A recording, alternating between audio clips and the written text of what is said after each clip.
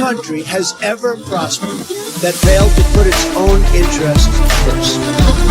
We will no longer surrender this country or its people to the false song of globalism. New Right Network presents Right Now, the featured podcast of New Right Network.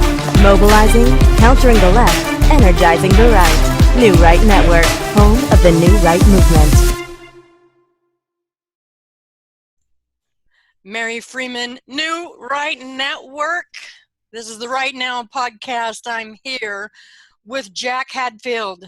Jack Hadfield currently writes for the National File. He's a contributor there. He's been on Breitbart, Politicalite, and Drudge. He considers himself a professional mischief maker and loves nothing more than to annoy the elite left. Hi, Jack. Can you tell us a little more about yourself? Hello, that's a quite decent summary of me. I'm a recent graduate from the University of Warwick in the UK, and I started off my journalistic career writing for Breitbart. The first piece I wrote was attacking the use of mandatory consent classes at my university, because not every male is a rapist. Surprisingly, you wouldn't have thought that. From what the classes were saying, and then I've actually been I've had a scandal so far. Every year that I was at university, I was reported in the university paper for doing something like running for elections or just generally annoying people on the left for not being afraid to speak my mind. And so on. But yeah, I'm now writing for the National File, the Rundown, a contributor to the Political Insider, and I'm just getting my newly found freedom after being stuck at university. So yeah, I'm really enjoying what I'm doing now, and I hope I can be doing a lot more in future. Awesome. So the UK just had their elections, and it blew everybody away. Basically, it just shocked everyone. There was a conservative landslide, and just made news all around the world. What being from there, and you being involved in all of that, tell us what it was like. Tell us what it was like to win, actually. Well, yeah, I expected that we would win a majority, but a small one of 20 to 30 seats. So you need 326 seats in the House of Commons to get a majority, and generally the majority is always in an even number. So if you have 327, you've technically got a majority of 2, because the opposition has a majority of 325, for example.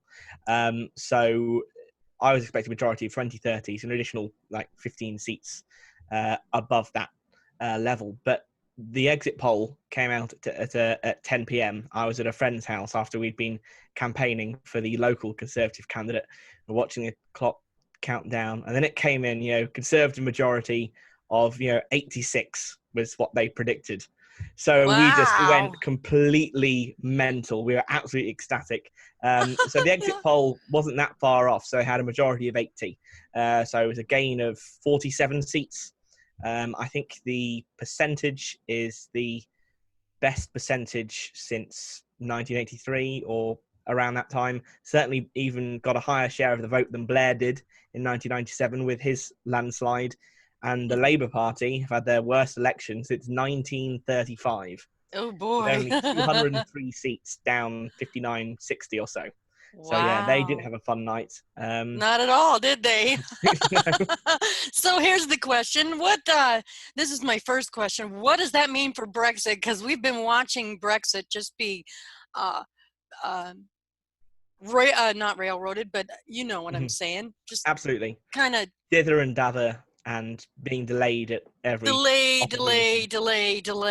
What were they hoping for in delaying it in the first place? And in the second place, what does your elections mean for it now? What's going on with it now? Yeah, well, just a bit of background on why there has been a delay. It was the Theresa May, who was the previous Prime Minister, came in, as some of you may know, after David Cameron resigned after Brexit won the 2016 referendum. And because she was only elected by members of Parliament, members of the Conservative Party in Parliament, and she wasn't even elected by ordinary members of the Conservative Party like myself, she felt like she had to have a mandate to govern. So she called an election in 2017 to get her own mandate to be able to push her own idea of what Brexit should be through. But it really didn't work, and she ended up losing the even small majority that Cameron had won in 2015, and she then led a minority government helped by the Democratic Unionist Party in Northern Ireland, who are an actually socially conservative. They're generally against gay marriage, they're pro-life, so an actual, but they only exist in Northern Ireland. So she had to lean on their help to be able to get anything through. And so therefore it was very easy for rebels in the Conservative Party. There's on the pro-Brexit side, there was the ERG, the European Research Group, who are against May's deal because they thought it was like you have the rhinos in America. It was a Brexit in name only, which in fairness with May's deal, you actually could argue that. But then there are also MPs on the Conservative Party who were still mad about the fact that Brexit was going to happen. So they, along with others, basically kept blocking May's deal from going through. So then when Boris took power in June, July or so of this year, he was voted for by members of the ordinary Conservative Party. I was glad to be able to vote for him. He then brought a Brexit deal back, changed from May's deal, most of it the same, because most of it was fine, got rid of the poison pill elements of the backstop, which we can expand on later. But basically that then he then purged members of the Conservatives MPs who didn't vote for his deal. So they couldn't stand at this election because they weren't backing him. So he's actually kicked out the rebels. All of the ERG guys actually voted for his deal, so they are allowed to stand. So now he's won an election with all of the Conservative MPs backing his deal. So even if he had a majority of 2 or 3 or 5 or something small, then he would still be able to get everything through. But now with a majority of 80, Brexit cannot be stopped. There is no way, because all of them stood on the platform of getting his deal through. And by the 31st of January 2020, we will be out of the European Union. This and there's is nothing a good that thing. anybody can do to stop it. Awesome. This is a good thing. Now, what does Brexit mean to your people? Is it merely freedom, or are there other things that concern people and caused them to move toward a Brexit? Yeah, well, if you look at why people voted Brexit in 2016, there are really 2 key reasons. Both in terms of freedom, what was referred to referendum as sovereignty, in having the power to make our own decisions and not have bureaucrats in Europe tell us what we can and cannot do. For example, there are many European laws and regulations which might be good for some people in Europe but negatively affected us. Like there was a Dyson, who's a British vacuum cleaner manufacturer. They have really good vacuums, and basically the European Union, some people lobbied to reduce the power wattage that a vacuum cleaner could be able to produce in order to protect French and German vacuum cleaner manufacturers from being usurped by Dyson.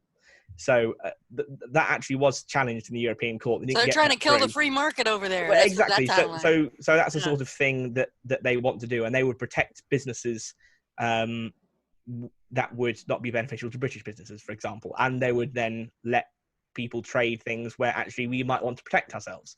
So we now have the ability to do that, but really that was coupled together with a desire to stop mass migration.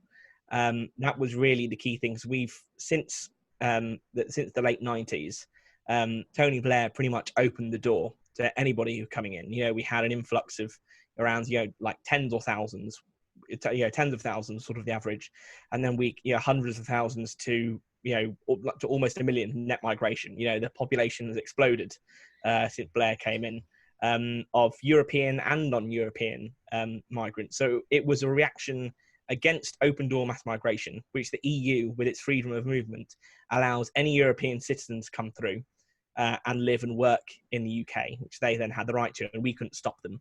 And obviously that included people who had migrated to Europe, then became citizens, and then came over to the UK via that way. Yeah. It was a combination of those two. I would argue that neither of them would have won it without the other. So it's all these desires culminated together.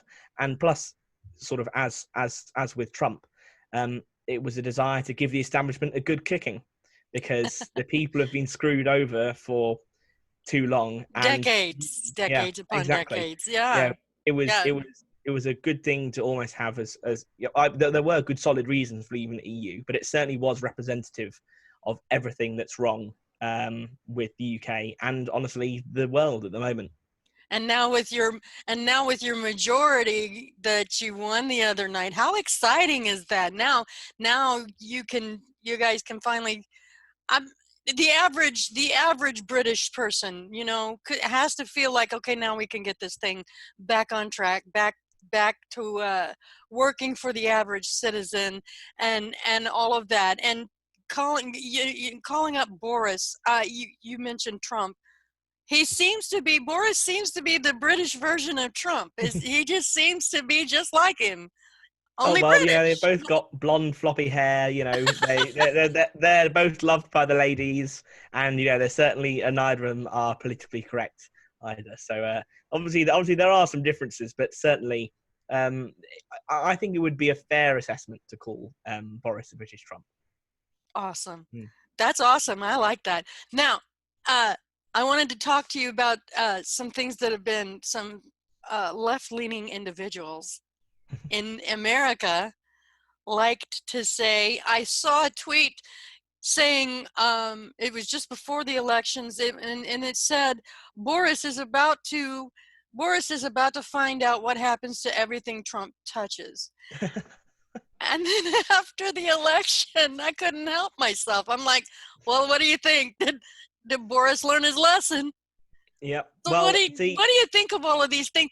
We've got people in America sitting there going, oh, British hate us. Everybody hates us. They're laughing at us. They're laughing at Trump. What do you say to all of that? What's the answers to all of that? Well, whilst it is true that certainly, a decent chunk of the British population is certainly not a fan of President Trump, his approval ratings within the British electorate are actually higher. Well, certainly before the election, were actually higher than those of Jeremy Corbyn, who was the Labour leader. He actually had a lower approval rating than Trump did in the UK. And he isn't even running in the UK. Exactly. I think Trump had a net approval rating of -40, -50, and Corbyn was -60 or lower. Oh, wow. So not exactly.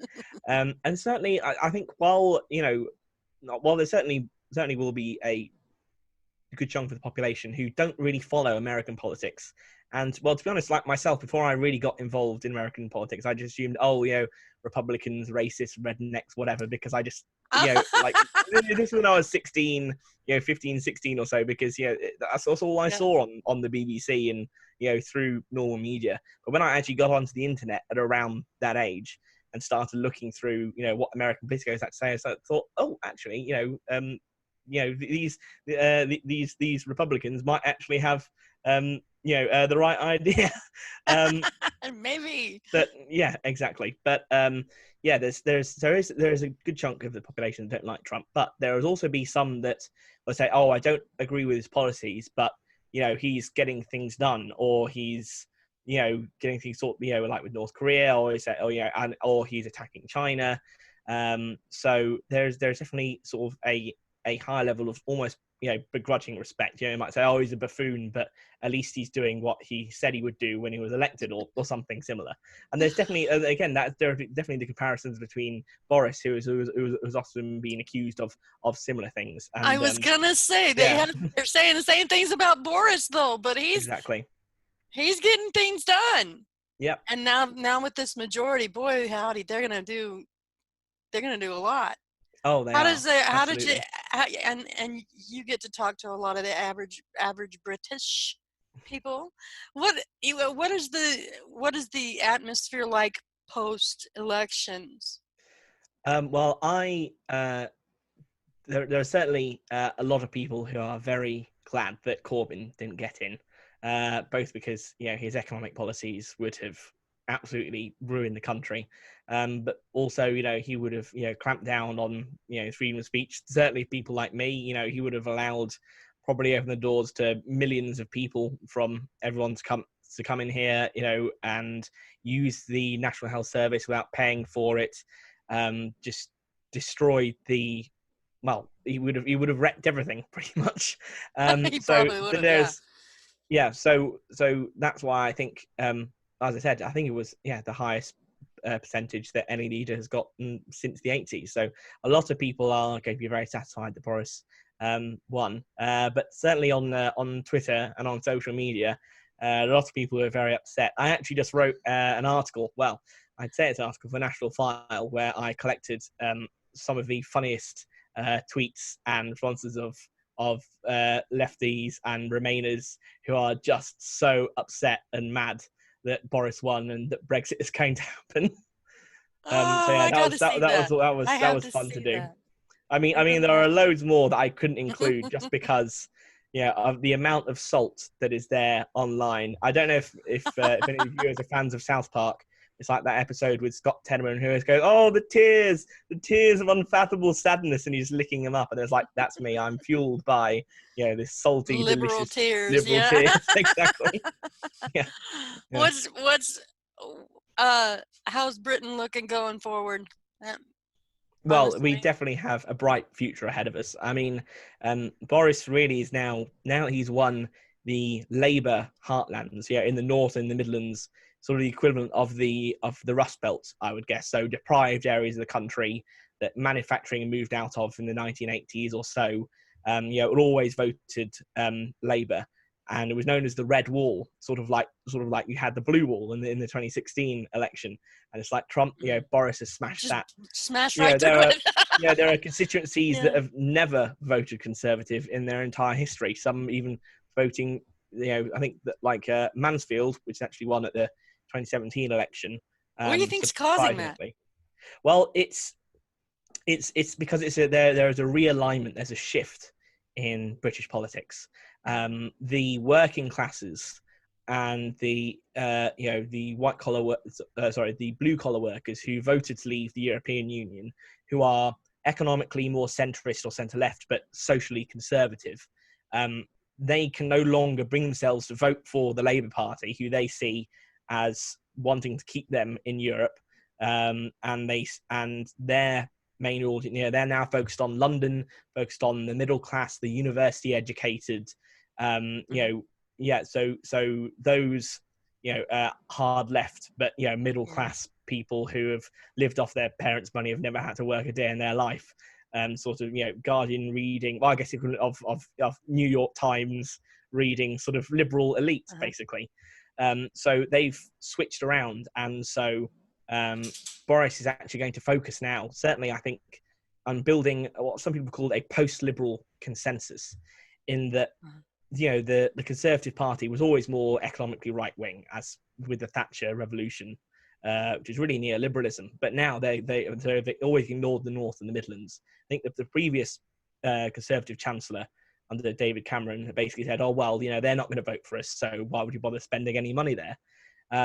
But now, they have these guys in their pockets. I need to keep them for the next election. They're actually going to be putting serious spending into not things like welfare, the stuff that money would just be thrown away, but into serious infrastructure projects, into subsidizing businesses, get them growing, really getting the regions rejuvenated and getting them energetic. So it's not just London and the southeast that is the economic powerhouse of the country. Are you going to get your freedom of speech back? I know there's people been jailed for saying things that are just common sense even, Go into that for a second. Well, I actually had the opportunity to ask Boris about this during the leadership hustings. He came to it was the Young Conservatives conference, and he was able to speak to us, and I managed to get a question in, and I asked him about hate speech laws and basically the frivolous nature of lots of these things, if it's just mean words being said over Twitter, for example. And he said, well, of course everybody's against racism and hate speech and whatever, which of course he had to say. But he said, but yes, I definitely think that people are, the police are having their time wasted. And he definitely seemed, he definitely didn't seem to be in favour of prosecuting that. Well, because as I said to him, he's used flavourful language in the past. He was called up, for example, referring to women who wear the full face veil, the full face Islamic veil, as looking like letterboxes. Well, they do look like letterboxes. Exactly. So he was a journalist. He was the editor of the Spectator magazine. And there are so many, instances where, he would be prosecuted for hate crime probably if he wrote them on Twitter today in 2019. So his instincts are definitely, not in favour of policing hate speech. And certainly Priti Patel, who's the Home Secretary now, I assume she'll still stay as Home Secretary in the new government. She's all in favour of actually, bringing back stop and search, genuinely caring about actual crime. In the country. So knife attacks. Exactly. And that. So what does that mean? You're talking about people who are probably going to stay and probably going to go. How about London's mayor? Oh yes, well, the London mayoral elections, they're obviously done. They're done separately, so it's sort of like, well, I guess as you elect the mayor of New York, I assume is that a directly elected position? For example, yes, the people elect him. Yes. Mm-hmm. Yes, there's the exact same thing. So he was last. Well, actually, there's going to be a new election, I think, sometime next year. And then, so the Conservative candidate I think he's called Sean Bailey. I think he's relatively tough on crime and that sort of stuff as well. But there'll be an independent Conservative challenger, Rory Stewart. He was one who backed the Theresa May's previous deal on Europe, and he was one that was thrown out of the party for not backing Boris's deal. So he's running as this kind of middle ground sort of. I guess you would almost call it Conservative Inc. I guess it's that sort of same style of things. The establishment. We call it the establishment, or the swamp, if you want to. We call it the swamp. So, do you think that the elections this year, on a national scale, do you think that the energy from those, the momentum from that, will flow over into other elections, such as the mayoral elections? And all of that, because people are seeing crazy things happening in jolly old London town. Okay. Yeah. Well, probably not. I don't have much hope for the London mayoral elections because London is basically a lost cause at this point. Oh, no. It's sort of it's like the California of the UK, in which it's solidly Labour. I mean, the Conservatives do have some seats, but it's given that it's not a first past the post voting system. It's done on preferential voting, so you'll rank your favoured candidates. So it's very likely that Labour or somebody left wing will get it again. I mean, obviously Boris was previously the mayor of London, but that really was a different time, and I don't think, certainly with the demographic changes, that London, that the Conservatives really have an actual hope of getting the London mayor seat. I said, I think next year or the year after. It's coming up soon enough anyway. But yeah, London is really now one of Labour's strongholds. But yeah, we can only hope that obviously the next general election would be in 5 years' time from now on. So in terms of momentum building, certainly Boris really has to make sure that people haven't just lent their vote to the Conservatives for Brexit, which I think a YouGov poll said that 75% of Labour voters or more, 75% of Conservative voters or more said they still would vote for that party even without Brexit. So it's relatively likely that they will be staying there. But in order to make them stay, yes, Boris will have to, actually deliver on his promises and really. For example, if the high streets of the North and Midlands look and feel the same as they do now in 5 years' time, he probably won't have that much of a hope of keeping them. But if they are revitalised, rejuvenated, and they get there mojo back and people feel better. Certainly, if Brexit is made a success, then then the momentum from this election will be carried forward to the next one, and maybe even the next one. I mean, in fact, I think with this election, with the next election, if Boris wins, that would be the longest running run of a party controlling it. So imagine if you had Republican president after Republican president after Republican that would president be glorious. after Republican president. Exactly. So it would be, if he wins 2024, that would then last to at least 2029, and then it was 2010 when the Conservatives came in. So it's 19, almost 20 years. It would then be of the Conservatives running the country. So yeah, we'll have to wait and see if Boris can fulfil his promises. I was going to say, personally, what do you think? Do you think he can, or do you think he will? Because here's what I'm looking at. I'm looking at him in terms of the British Trump, and we've got people in our government who are doing everything they can to just throw stumbling block after stumbling block after stumbling block in front of this president. Are you witnessing that over there? Is he going to be able to do it? Do you think he can pull it off? Oh, absolutely. Because the American system, you have the checks and balances. For example, obviously the presidents, they have the, Secretary of State, the Secretary of the Economy, and all these things. But they're not really that powerful, jobs in terms of the United States cabinet. The president basically directs it. But then he doesn't have that much control over Congress and what Congress can do. Obviously, in the UK system, in the parliamentary system, those cabinet positions are drawn from the House of Commons. And as leader of the party, Boris has a great control over what the cabinet can do and what these can do. And, certainly with this strong majority, he can really hold a whip hand over over anyone who might rebel, because then he's got 360 or so other MPs who would be ready and willing to fill their position, if they didn't behave. And in terms of sort of the civil service, which is really where the deep state orchestrates, and certainly in terms of the Treasury, which is the economic hub in the country, and directs where money would go. I guess it's the equivalent of the chairman of Ways and Means. Of that sort of commission, who holds the power of the purse in here. Dominic Cummings, who is basically the orchestrator of the Vote Leave campaign, who got Brexit sorted. He's been brought on as a political advisor to Boris. He's not a fan of politicians or the establishment, and I've heard that he plans to, for example, radically reform the Treasury, because they're often very focused on short-term projects, like what can we do that's instant short-term money-back gain, and then not put, the spending into the long-term stuff that they won't see an instant return on, but that actually needs to get done. Certainly, that's what it looks like. There'll be a big reform of the civil service, which will be, clearing out the swamp, clearing out the deep state, which I think Boris will be able to do.